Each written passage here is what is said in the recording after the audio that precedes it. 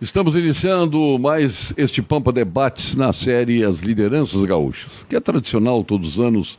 Nós temos a oportunidade de conversar particularmente com aquelas lideranças que fazem a iniciativa privada e também aqueles homens do Rio Grande do Sul que fazem a liderança da vida pública. E para tanto, hoje nós temos o prazer e a honra de receber o presidente do nosso FCDL, meu querido amigo Vitor Augusto Koch. Prazer tê-lo aqui, presidente. Igualmente, Paulo, uma satisfação muito grande poder participar desse programa tão especial e aguardado, e onde nós certamente discutiremos muitas coisas pelo bem do Rio Grande do Sul e do país. Bom, eu tenho presenciado e lido sobre todas as avaliações a respeito da conjuntura econômica brasileira, da gaúcha, e a sua projeção para o futuro. Vamos ficar neste ano de 2016, onde foi extremamente negativo. A que causas o senhor imputa esta derrocada geral da nação brasileira?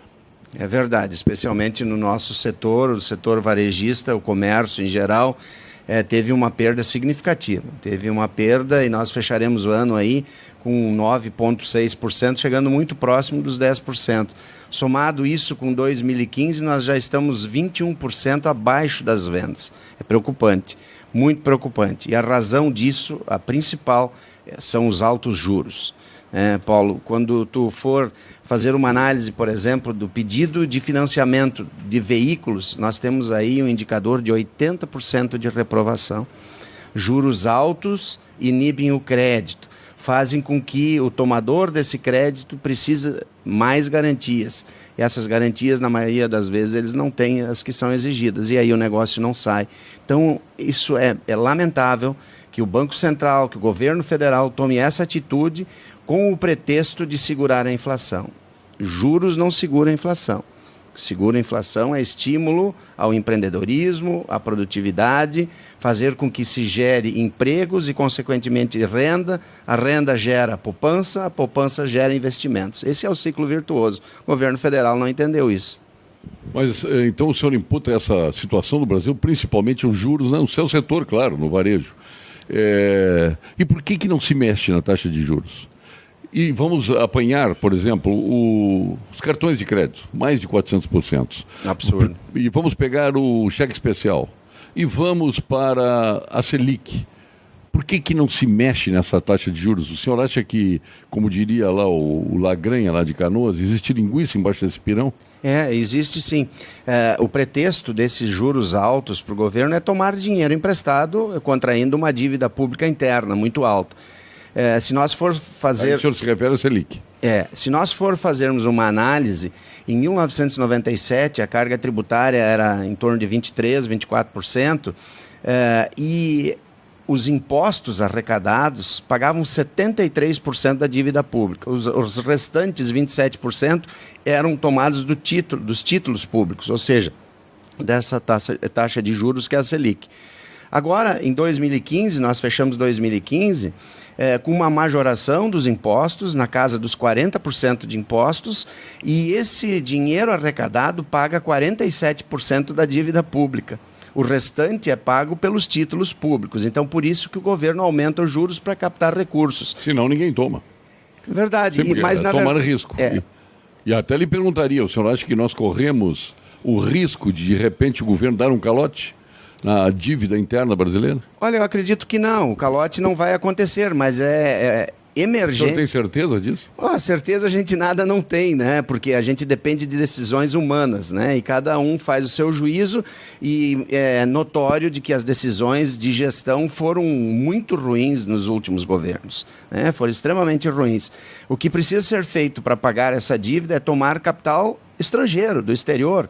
Foi divulgado e dado notícia, e como um grande feito do nosso país, pagar a dívida externa.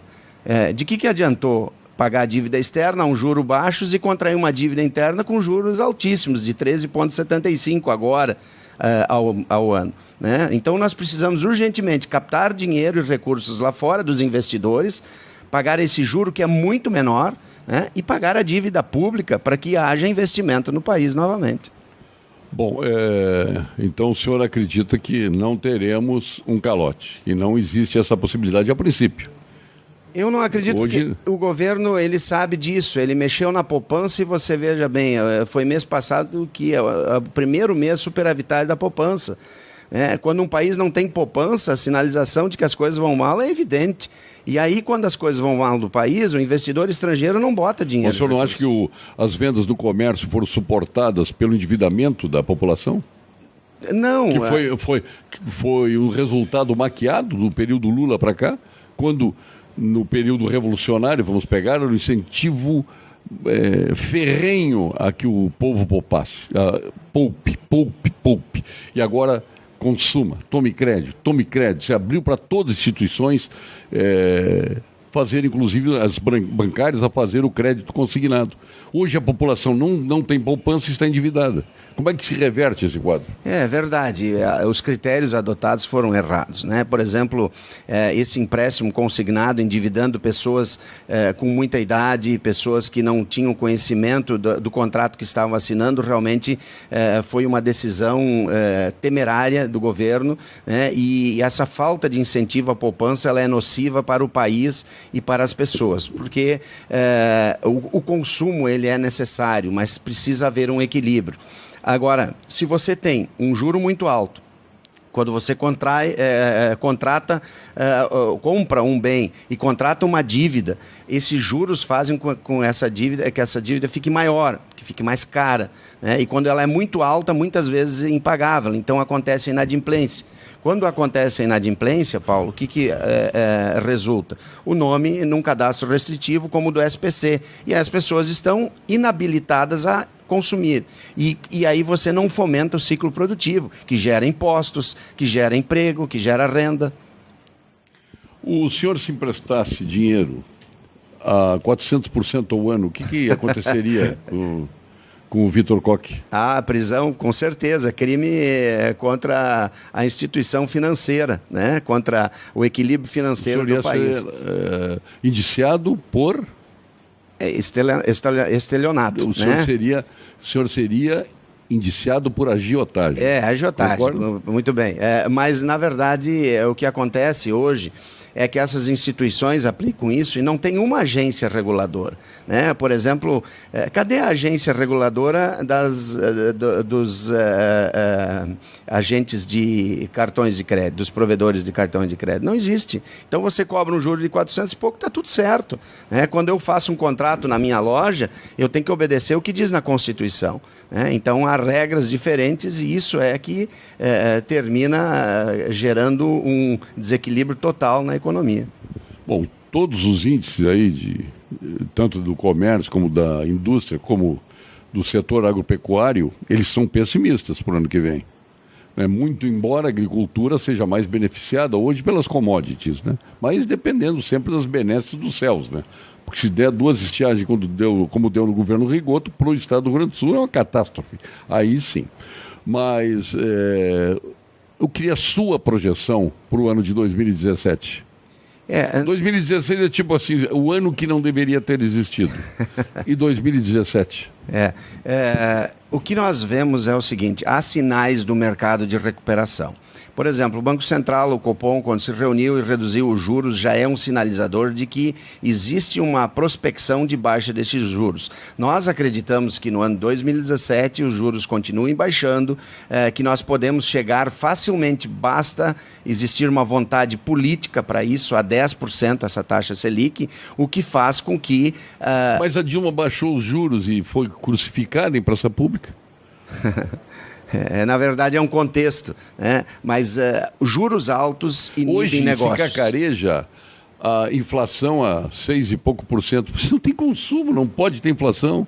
Não tem, vou repetir aqui me olhando agora, não tem consumo, não terá inflação. O nosso problema da inflação, eu sou daqueles que prefere inflação ao desemprego. Eu prefiro ter pleno emprego, poder de compra, com inflação do que não ter inflação e ter esse desemprego maciço que nós temos aí no Brasil. Mas existe um aspecto aí que tem que ser levado em conta. A inflação, ela desvirtua o custo real do produto, ou o preço real do produto. Nós vimos aí que levamos vários anos quando entrou o plano real. Mas pior é não ter, com poder de compra. Não, na realidade é isso, mas o que está acontecendo hoje? Uma carga tributária muito alta, a margem de ganho do empreendedor é muito baixa, as exigências trabalhistas são enormes, não há uma reforma trabalhista. Hoje, ser empreendedor é uma profissão de alto risco, é uma opção de alto risco. Então o senhor não aplaude o pacote do governo federal? Não é a questão de aplaudir ou não. O pacote do governo federal é em relação ao corte do custeio, ou seja, o dinheiro que é gasto, porque nós gastamos mais do que nós ganhamos. Então, isso sim precisa ser feito. O senhor acha que planejamento de governo é isso, corta? Não. E o que está sendo feito para gerar desenvolvimento, emprego e renda? Aí é que está, né? O governo precisa adequar as suas contas para que ele tenha capacidade de investimento, para que ele não precise captar dinheiro no mercado a esse alto preço e para que ele possa gerar, então, investimentos. Por exemplo, a Ponte do Guaíba é uma geração de um investimento que gera empregos, que gera renda, emprega muitas pessoas e faz com que a economia ande. Agora, você tem que ter um controle. Então vamos lá. Para o comerciante, pouco importa se ele está vendendo o importado ou o produto nacional. Ele está na dele, está vendendo, é livre comércio, os portos estão abertos para o livre comércio. Porque no Brasil nós nunca conseguimos ser felizes, né? No plano Collor, o Collor tirou o dinheiro da população, confiscou a poupança e abriu os portos para o livre comércio. O que aconteceu? Quebrou a indústria nacional. Aí foi importar lá, daquelas coisas todas que nós sabemos. No plano Funaro, o povo tinha dinheiro, não tinha que comprar, andava procurando boi gordo no pasto. Não tinha o que comprar. Quer dizer, para abrir os portos, nós temos, né, em primeiro lugar, que ter recurso suficiente para comprar o importado e o nacional. Hoje nós não temos, e temos importados aí. E a indústria brasileira está sendo literalmente massacrada, dizimada, a indústria nacional. Quer dizer, reclamavam, tinha protecionismo na época da Revolução, não podia trazer os importados, o Brasil ficou atrasado, mas ao menos tinha emprego. As pessoas tinham renda. E hoje, que tu traz os importados, está aberto, te desenvolve tecnologicamente, para quê? Paulo Sérgio, na verdade... Essa é a equação. Não é a equação. A equação, sim. Uma economia que é próspera é uma economia equilibrada. Nós nunca chegaremos ao pleno emprego, ou seja, todas as pessoas no país empregadas. Quando isso acontecer... Não, já é considerado pleno emprego quando nós temos a menos de 4% desempregados. Consideração. Mas aí você veja bem, quando você tem Os Estados Unidos hoje, que está com menos de 5%, está sendo considerado como pleno emprego. Sim, mas na verdade é o seguinte... Essa defasagem de 5 faz parte da natureza do que o funcionário daqui momentaneamente está desempregado para ser empregado lá.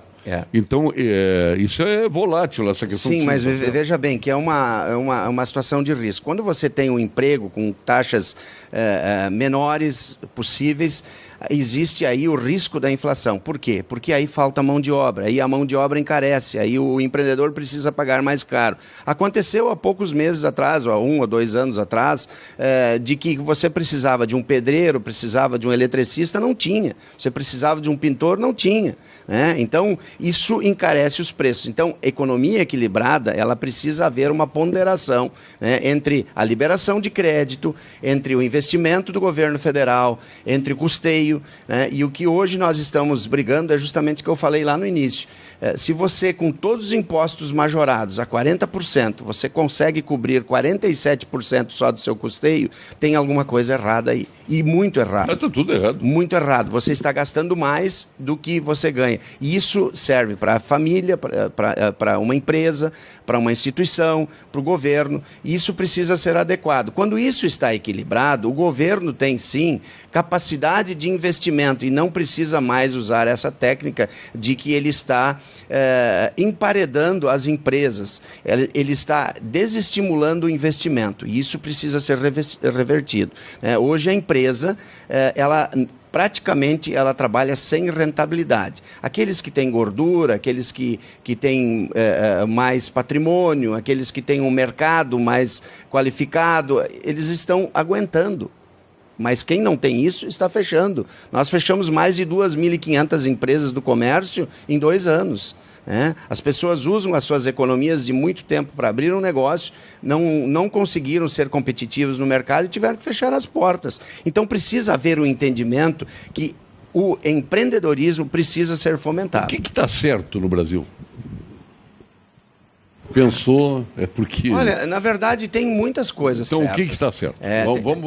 Tem muitas coisas certas. As pessoas reclamam, não só falam o que é ruim, o que é negativo. Por exemplo... Então tá, vamos falar no que está certo. Vamos falar, até outro dia na GERT, na reunião do Conselho Consultivo da GERT, da qual eu sou presidente, ou do qual eu sou presidente, aí um dos conselheiros lá levantou e disse, não, nós temos que trazer notícias positivas, mas só tem as ruins, não tem nada positivo. Nada, a não ser a Lava Jato, que vai limpar, se Deus quiser, esse país, né, onde está a iniciativa privada envolvida com os políticos. Aí nós temos que dizer o que nós queremos para o Brasil, que Brasil nós queremos, que Rio Grande do Sul nós queremos, porque no Brasil não tem nada certo. A educação está certa, a saúde está certa, a segurança está certa. Aí vamos começar a projetar, as estradas são boas, a limpeza da nossa cidade está boa. As nossas ruas são limpas, não são pichadas. Vamos procurar o que está certo. E vamos falar para a população. Se tem coisa certa, vamos dizer para entusiasmar o pessoal. Na verdade, assim, por exemplo, a educação, né? Eu escutava o ministro da Educação falando, hoje o investimento na educação é uma coisa fantástica, é 6% do produto interno bruto do país. Mas a metodologia, a aplicação não é correta. Vai esse dinheiro? Pois é, ele está sendo empregado de uma forma errônea, e isso é que nós precisamos mudar. Existe um investimento na educação que não traz resultados. Então, a metodologia de aplicar esses ensinamentos precisa ser revista, onde deve-se adotar a meritocracia, ou seja, ganhar por méritos, assim como... E por que o Estado tem que fazer isso? Por que não privatiza a educação? O Estado vai comprar vagas, vai ser muito mais barato, foge do corporativismo. Com certeza. Compra, deixa de atender a saúde, o privado que vai atender e o governo compra as vagas dos hospitais, compra o atendimento de saúde, vai sair muito mais barato. Não, com certeza. E vai folgar, vai ser um alívio do que estar enfrentando os corporativistas. Sim, mas é o que nós vivemos hoje no Rio Grande do Sul. O governo Sartori apresenta um pacote na Assembleia Legislativa, onde se discute justamente isso. Por exemplo, os silos. É tarefa do governo armazenar grãos? Não. É tarefa do governo imprimir certificados? Não é. Então, o governo realmente ele precisa ser um órgão que governa... Se concentra na segurança, por exemplo. Já seria uma grande missão para o governo. A segurança também nessa colocação também. Olha aqui, o senhor é presidente da entidade do comércio. A gente anda pelas ruas, cada vez mais as pessoas estão se gradeando, atendendo pelas grades, farmácias atendendo pelas grades. Mas que absurdo, que vergonha. Outro dia recebemos um grupo de americanos aí, fui andar na cidade, por lixo por todos os cantos, o comércio gradeado, as casas gradeadas. Daqui a pouco nós já estamos vivendo em Cidadela, né? Isso realmente é uma situação extremamente difícil e eu acredito que é um grande gargalo.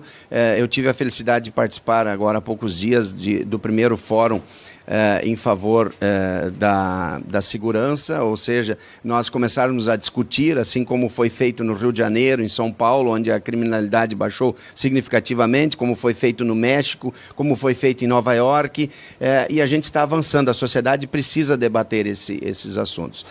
Eu acredito que com essa PEC aprovada, da redução ou dos limites do custeio, ela é benéfica, ela é muito boa, onde ela limita, né? Ela não tira investimentos hoje que já estão, digamos, encaminhados para os diversos setores, mas sim ela limita o gasto e passa a exigir um controle maior, uma gestão melhor do dinheiro aplicado. Eu acho que o caminho é esse. Nós temos aí a segurança hoje, por exemplo, o grande problema é porque não existe penalização.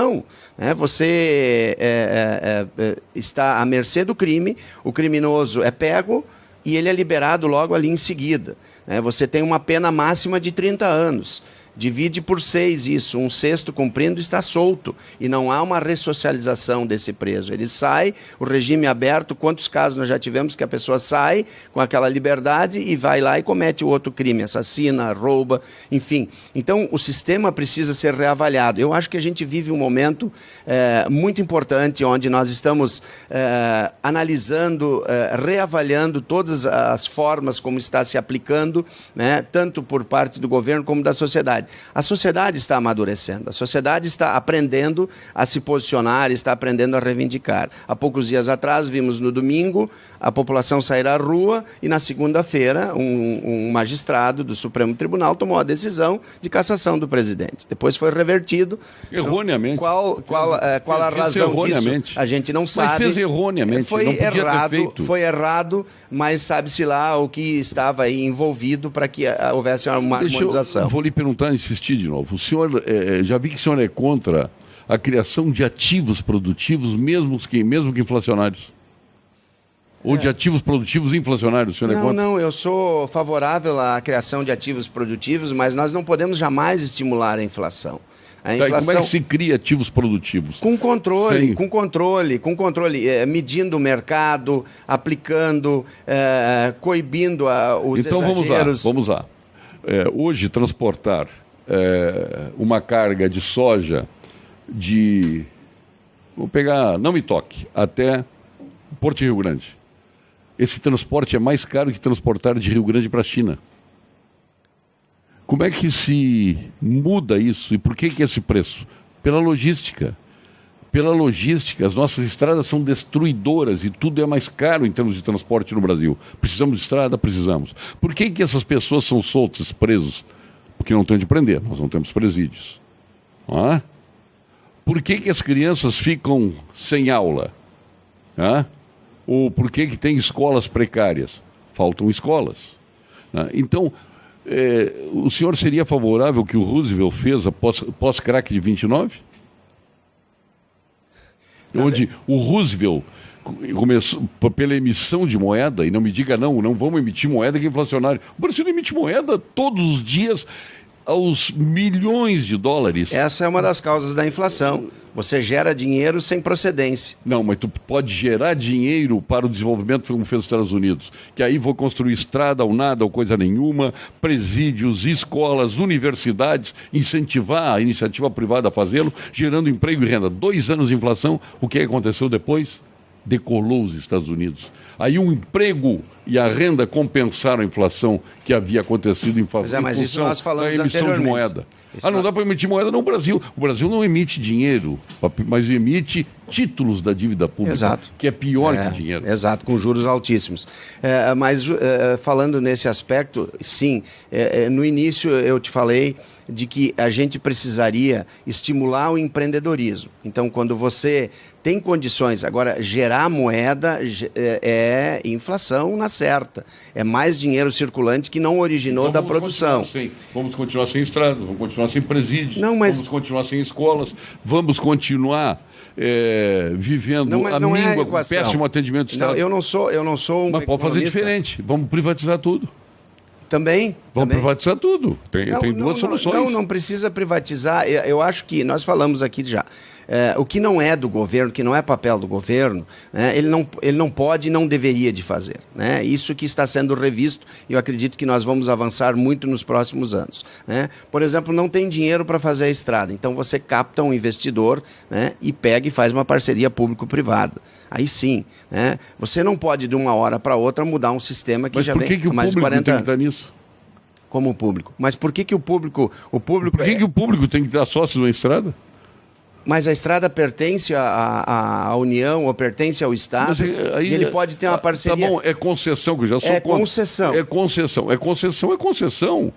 Nas emissoras de rádio, o governo não é sócio. Nas emissoras de televisão, o governo não é sócio. Na telefonia, o governo não é sócio. São concessões públicas que o governo tem que fazer parceria público-privada, concede e deixa o cara se virar e fiscaliza. Sim, esse é o papel do Estado. Exatamente. Então, ele não vende a estrada, ele não Agora, pode vender. Agora, tu pega o BNDES hoje, os caras não pagam, e o BNDES entra de sócio naquela empresa.